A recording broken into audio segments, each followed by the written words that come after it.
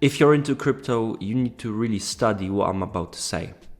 In today's video, I'm going to cover something that's happening behind the scenes, something that not many people are talking about. And in my opinion, it's one of the leading trends that is kind of brewing in the background right now. So let's get straight into it. Over the past few months, crypto scene has seen a bit of a downfall when it comes to interests around altcoins, around Bitcoin itself. And as you know, Bitcoin dropped from 120K all the way to 60K. During times like this, there are various trends that are brewing in the background. One of the topics that is not talked about enough, in my opinion, is the fact that stablecoin rails are growing in a rapid way. Right now, as you can see, we have $312 billion in stablecoins market cap, and the stablecoins are growing insanely fast over the past few months. This indicates that the regular finance is moving towards stablecoins that are transferable and tradable 24/7, and even companies like BlackRock, who want to tokenize treasury funds, banks exploring tokenized bonds, entire financial infrastructure starting to migrate to blockchain rails. So the financial system is going on chain, slowly, quietly, but it is happening in front of our eyes. Stablecoins alone are already processing more volume annually than Visa in some months. That's not a crypto stat anymore. It's a macro stat. So why is this happening? Why are stablecoins growing, and what could it lead to in the next few months and years? So the reason for this, there are a couple of reasons, but the reason that's very interesting to me personally is the fact that AI agents are growing rapidly.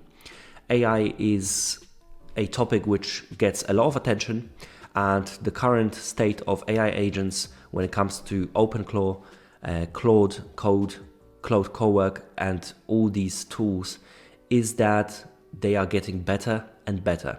These tools can automate processes within companies, they can work 24/7, and they can complete tasks on autopilot. But what's important to note is that AI agents currently don't really have a way to transact in an easy fashion. So currently Visa, MasterCard, and all the other payment processes, they do take time to complete transactions. And this is not something that's easy to implement when it comes to AI agents. But stablecoins, on the other hand, these are the payment methods which, in my opinion, will be able to get onboarded onto AI agents, and the whole AI agent economy could transact using stablecoins in a very easy way. So as the world is moving towards AI, you need some kind of transactional layer for these AI agents to transact with each other, but also transact with various apps and protocols that are being released. And there are many confirmations to what I've just said. So latest, Vitalik calls on the Ethereum community to adopt a bolder, more open mindset, rethinking everything from privacy and L2s to the role of AI in the application layer. This is how Ethereum can grow back stronger. Vitalik has been open about the use of AI, and his stance is that it is the future of both Ethereum and apps that are built on Ethereum. Another thing that Vitalik said is that AI wallets need strong security, indicating that AI features and ability for AI agents to transact using wallets, crypto wallets, is coming, and these features are being built right now. And there is one question that nobody really asks, which is, how does any of that actually work? How does a smart contract know the price of a stock? How does a lending protocol know when to liquidate a position?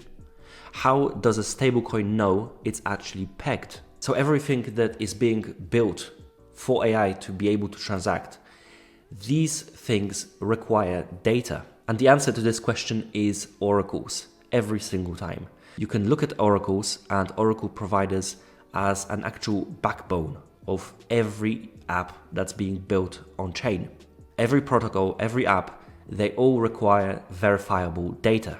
You can look at oracles and data providers as kind of a plumbing for the infrastructure, plumbing of a house, for example.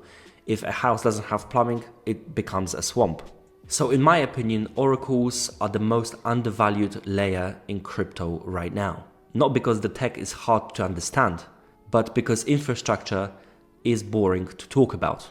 The stablecoin economy is growing, tokenization is coming, the financial system is moving on-chain as we can clearly see. And that's, in my opinion, an opportunity. Because all of these things that are being built right now, all of the infrastructure, every app, every protocol that allows this new system to work needs data. There are many oracles out there, but to me, there's one that really stands out, and that is DIA. As you can see, DIA has a plethora of partners that are using the technology, using the tech stack to source verifiable data. And DIA's trusted blockchain oracles deliver verifiable data feeds to on-chain applications, auditable from source to chain. And all of these things that we've mentioned today, DIA is basically ready for the upcoming transfer of financial institutions coming on-chain. As you can see, digital asset price feeds are available, real-world asset price feeds, fundamental asset data, and random number feeds. What's most important for me particularly is the real-world asset price feeds.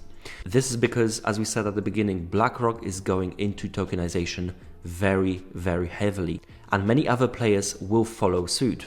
So while everyone is talking about the next trend in crypto, next altcoin that is gonna pop, I think nobody is giving enough attention to infrastructure and especially oracles. And this is the exact thing that is necessary for the next financial world to work and operate. So I do recommend you guys study oracles and how they slot into the new financial system, because in my opinion, this is a very overlooked topic in crypto. And because all of this is happening behind the scenes, all these stablecoin rails are developed and are growing behind the scenes. This is where most opportunity is right now. This is it for today. Thank you for watching, and I will see you in the next one.